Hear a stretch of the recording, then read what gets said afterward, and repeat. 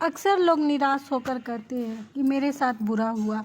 अच्छे लोगों के साथ हमेशा बुरा क्यों होता है? गीता में कृष्ण ने दिया है अर्जुन को इसका जवाब।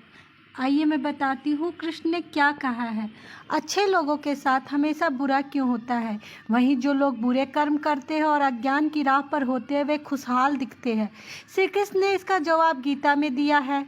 गीता सार में कहा गया है, आपने महसूस किया होगा कि जो लोग अच्छे कर्म करते हैं वह परेशान रहते हैं, वहीं जो बुरे कर्म करते हैं वह खुशी से रह रहे होते हैं। अच्छे कर्म करने वाले परेशान होते हैं कि आखिर उन्हें इतनी परीक्षा क्यों देनी पड़ रही है, जबकि जो अधर्म की राह में है वह खुश है और ज़िंदगी का लुत्फ़ उठा रहे हैं। अगर आपके मन में भी यह सवाल आया तो आज हम आपको इसका जवाब देंगे। ये जवाब वो है जो भागवत गीता में लिखा है और कृष्ण ने अर्जुन को दिया था।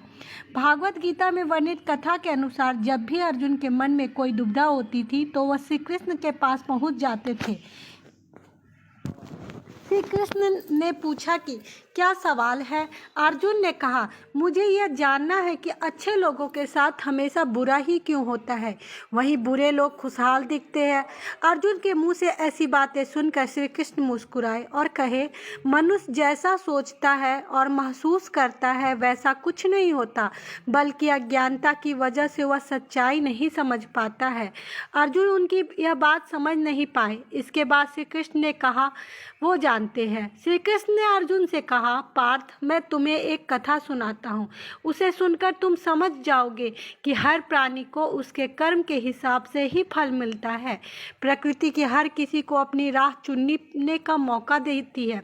अब वह मनुष्य की इच्छा पर निर्भर करता है कि उसे धर्म की राह चुननी है या अधर्म की। कथा शुरू करते हुए कृष्ण ने कहा, एक नगर में दो पुरुष रहा करते थे। एक पुरुष व्यापारी था जिसके जीवन में धर्म की बहुत महत्ता थी। वह पूजा पाठ में यकीन रखता था और वह हर रोज मंदिर जाता था और दान धर्म भी करता था और हर रोज भगवान की पूजा किया करता था। वहीं दूसरा पुरुष बिल्कुल विपरीत था। वह हर रोज मंदिर तो जाता था लेकिन पूजा करने नहीं, बल्कि मंदिर के बाहर से जूते चप्पल चुराने। उसे दान और धर्म से कोई लेना देना नहीं था। समय बीतता गया और एक दिन बहुत जोर की बारिश हो रही थी। इस वजह से मंदिर में पुजारी के अलावा कोई नहीं था। यह बात जब दूसरे पुरुष को पता चली तो उसने कहा कि यह सही मौका है मंदिर का धन चुराने का। पंडित से नज़र बचाकर उसने मंदिर का सारा धन चुरा लिया। उसी समय धर्म कर्म में विश्वास रखने वाला व्यक्ति भी मंदिर पहुंचा। दुर्भाग्य से मंदिर के पुजारी ने उसे ही चोर समझ लिया और चिल्लाने लगा। वहां लोग एकत्र हो गए और उसे बहुत मारा। किस तरह वह बचते बचाते वहां से निकला तो दुर्भाग्य ने उसका साथ वहां भी नहीं छोड़ा। मंदिर के बाहर वह एक गाड़ी से टकरा गया और घायल हो गया।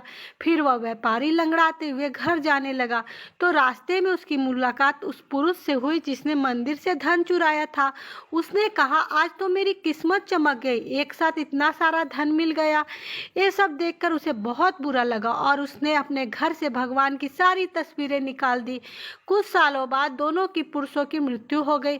मरने के बाद जब दोनों यमराज के सभा में पहुंचे तो भले पुरुष ने दूसरे व्यक्ति को देखा तो उसे बहुत गुस्सा आया। उसने क्रोधित होकर यमराज से पूछ ही लिया, मैं तो हमेशा अच्छे कर्म करता रहा था, दान में विश्वास रखता था, उसके बदले जीवन भर मुझे अपमान और दर्द ही मिला और इस व्यक्ति की नोटों से भरी पोटली।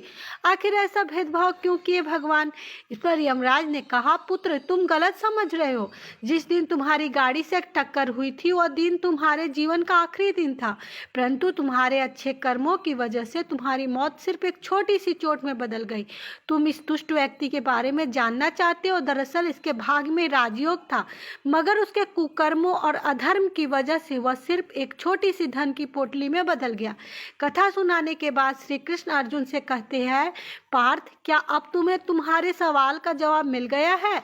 ऐसा सोचना कि भगवान तुम्हारे कर्मों को नजरअंदाज कर रहे हैं तो यह बिल्कुल भी सत्य नहीं। भगवान हमें कब क्या किस रूप में दे रहा है मनुष्य को समझ में नहीं आता, मगर आप अच्छे कर्म करते रहे तो भगवान की कृपा हमेशा बनी रहती है। इसलिए अपने अच्छे कर्मों को बदलना नहीं चाहिए, क्योंकि उसका फल हमें इस जीवन में मिलता है। इसलिए मनुष्य का फर्ज है कि वह हमेशा अच्छे कर्म करते रहे। है, क्योंकि कृष्ण ने भी गीता में बताया है कि किसी के द्वारा किया गया कर्म बेकार नहीं जाता, चाहे तो वह अच्छा हो या बुरा।